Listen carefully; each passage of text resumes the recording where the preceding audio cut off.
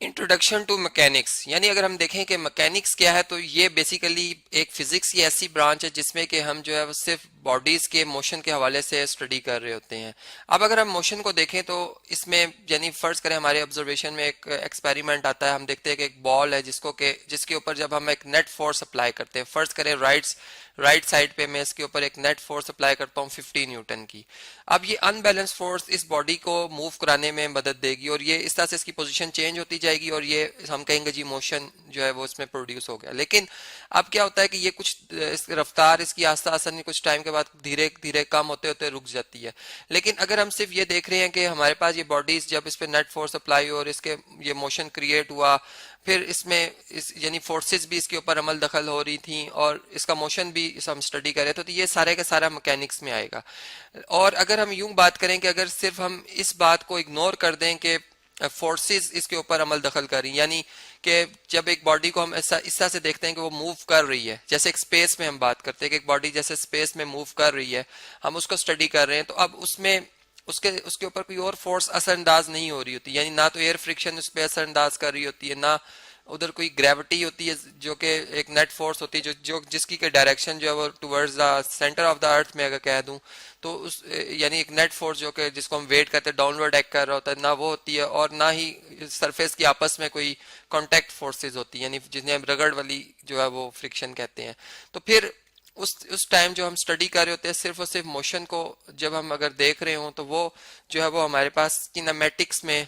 वो स्टडी आती है जिसमें कि प्योर जो है हम मोशन के और उसकी पोजीशन के हवाले से बात कर रहे होते हैं, तो इसे हम कहते हैं किनेमेटिक्स। और ये बेसिकली अगर देखें तो ये ग्रीक वर्ड है जिसका मतलब किनिमा है, और किनिमा का मतलब अगर हम देखें तो वो भी हमारे पास मोशन ही से आया है। और फिर दूसरी बात के टाइप ऑफ मोशन जैसे कि हम फर्दर स्टडी करेंगे इसमें रोटेटरी, वाइब्रेटरी, ट्रांसलेटरी मोशंस वगैरह,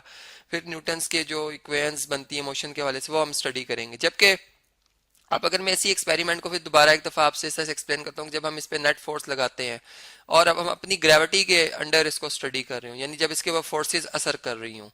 तो अब क्या होगा कि वो फोर्सेस जब इस पे असर करेंगी तो जाहिर बात है कि कुछ फोर्सेस ऐसी होंगी, यानी वही बात कि इसमें इस एक्सलेरेशन या इसमें जो इसकी रफ्तार है उसको इसमें इजाफा करेंगी या इसमें इसकी रफ्तार को कम करेंगी। यानी अगर इस एक्सपेरिमेंट को देखें इस टाइम तो ये जो एयर फ्रिक्शन है जो कि मोशन के अपोजिट डायरेक्शन में, ये तो इसके मोशन को रोक रही है और इसका ग्रेविटी भी नेट फोर्स इसके मोशन को रोक रही है और फिर ये जो कॉन्टैक्ट फोर्स है ये भी रोक रही है, तो ये तो इस वक्त रोकने वाली फोर्स है। लेकिन इसी तरह सपोर्टिंग फोर्सेज भी जब एक बॉडी को रेस्ट से मोशन में लाया जाता है तो वो सपोर्ट भी कर रही होती है और बॉडी को आगे से आगे मूव करवा रही होती है। फिर हम ये बात करते हैं कि अगर हम सिर्फ और सिर्फ बात कर रहे हो फोर्सेस के हवाले से कि वो फोर्सेस जो कि मोशन में अमल दखल कर रही हैं उसमें